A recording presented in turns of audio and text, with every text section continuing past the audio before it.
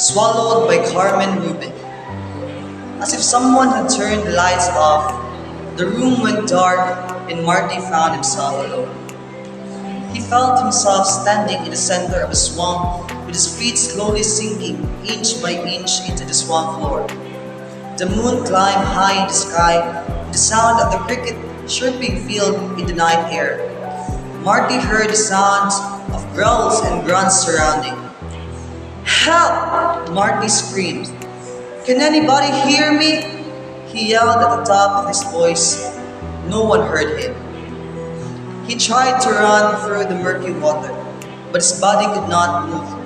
His feet were stuck. The night got louder with noise. Then he felt something touch his foot. "Eek!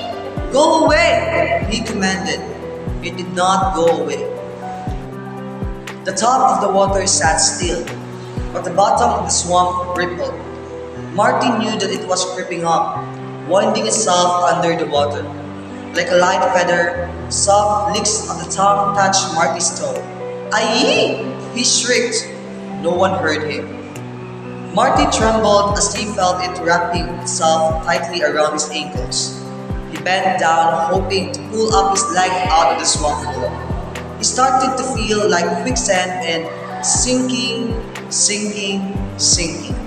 His hands touched the smooth moving object. The creature's body seems never ending. It felt big enough to drain the entire swamp and slithered up Marty's body. Knees, tummy, shoulders.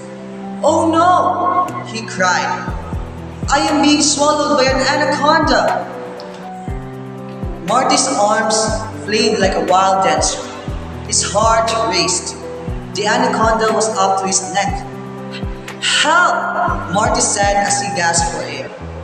Then, Marty found himself in the belly of the anaconda. "Can anybody hear me?" he yelled. As if someone had turned the lights back on, Marty found himself sitting in the school at his desk in a quiet panic waiting to take his Spanish test. The school bell rang. Ring! "Buenos dias, class," his teacher, Mrs. Lopez said. "The Spanish test scheduled for today is postponed. We will resume next week," she said. "Woohoo!" The class cheered.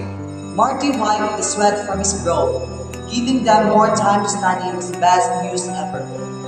Later, as Marty was leaving his classroom, Mrs. Lopez peeked over her glasses and said, "The old anaconda slithered itself into your head again, huh?"